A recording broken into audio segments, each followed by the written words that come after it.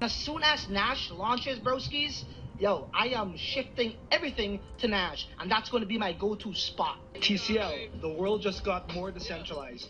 What the hell does that mean?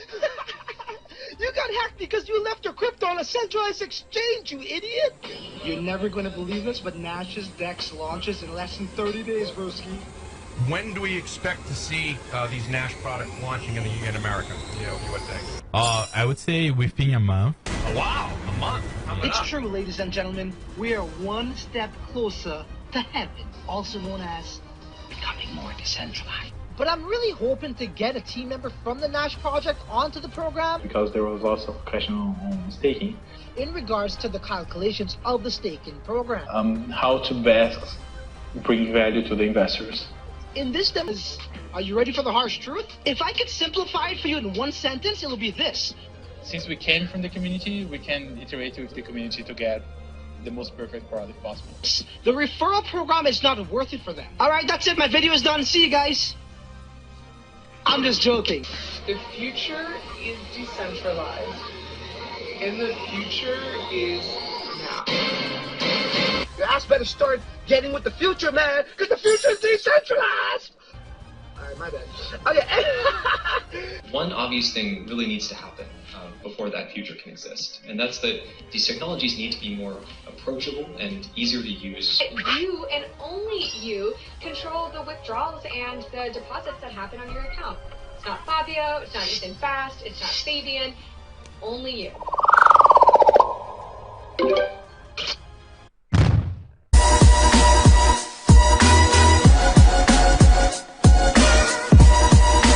Your money working for you, or you working for money? Welcome back to the Crypto Lifestyle, and I know, it's been a while since we went live with a guest, but I can assure you, I'm about to make up that today. So please settle in, because today we have Fabio Kennison, research engineer and lead developer at NASH.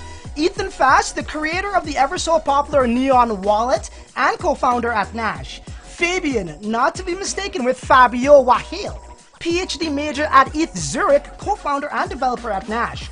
Thomas Saunders, Chief Engineer Officer at NASH and the original developer of NeoPython. Last but certainly not least, we have Luciano Engel, co-founder at NASH and the creator of Neoscan. You know, neoscan.io, the same place you NASH fanatics go every minute of the day to see how much NASH tokens are currently being staked. But that's right, we do have all 5 founders and developers of the sexiest decentralized exchange known to man, which goes by the name of NASH, joining us here live. So please allow me to take this moment and officially welcome the founding fathers of NASH onto the program. Thank you for taking the time out of your busy schedules on making this happen. You know, whenever I'm surrounded by an all-star caliber team such as yourselves sitting down with me here live, it's always an honor and a pleasure. So thank you again, once again, guys, for making this interview happen. Thank you, Francis, for having us. Yeah, thank you. All right, my pleasure, man. So this is how the interview is going to be conducted. It's going to go as follows. I'm first going to ask basic questions about NASH for viewers who may come across this video and have never heard about NASH. And then from there, we will transition into the more community-driven questions, if that's okay with you guys. Sounds good? Yeah, sure. Alrighty, but first, let me just say what's up to everybody who are watching us live. As you guys know, we are broadcasting live here on YouTube. So, okay, we got Ride says first, Alexander is here, Coca Clan is here, Alexander again, Peter, Trexon, Frank. Alright, this is good stuff. Everybody is here. So, the first question, I'm actually going to ask Ethan Fast this. So Ethan, you know, there are tons of Dex'S popping up these days, right? And for viewers who know what a decentralized exchange is, but they have never heard about NASH, could you let them know what exactly is NASH and what makes NASH unique and different to the current Dex'S that are on the market right now? Sure. So just to start off, we say this often, but NASH is more than just an exchange and more than just a decentralized exchange.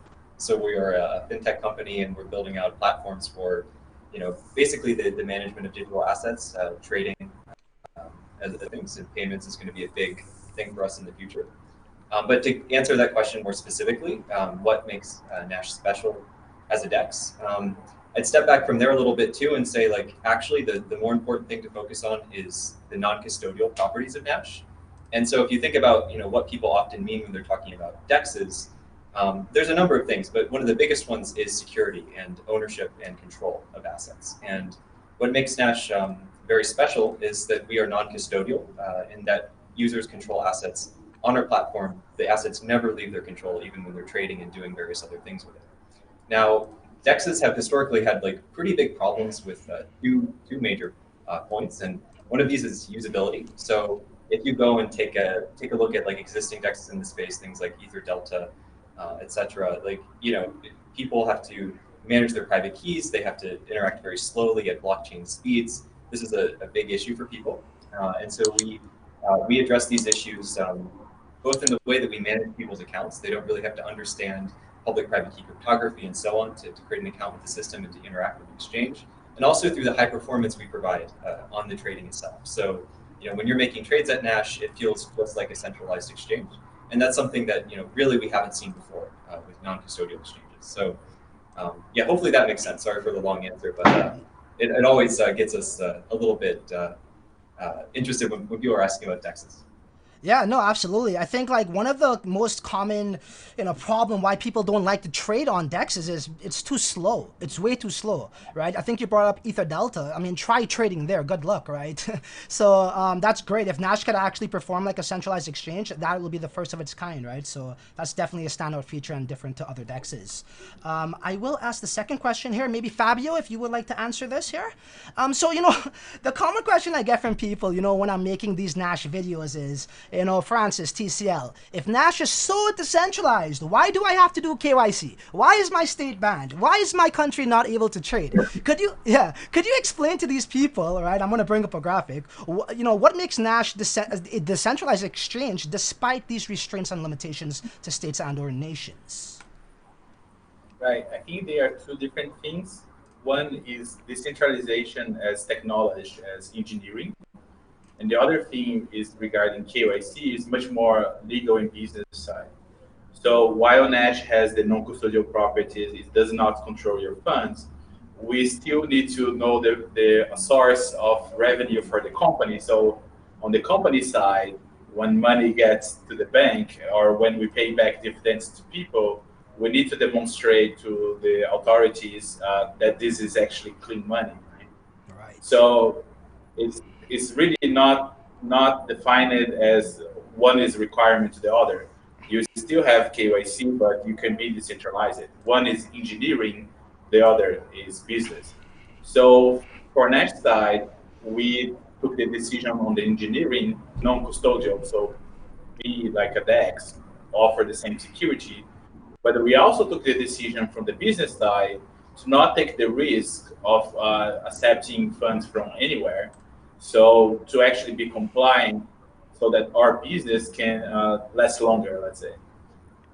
Yes, no, I totally understand. See, the thing is, okay, if you're talking about the future and you want to be here for a long time, you definitely want to go by the book, right? And that's what you guys are doing.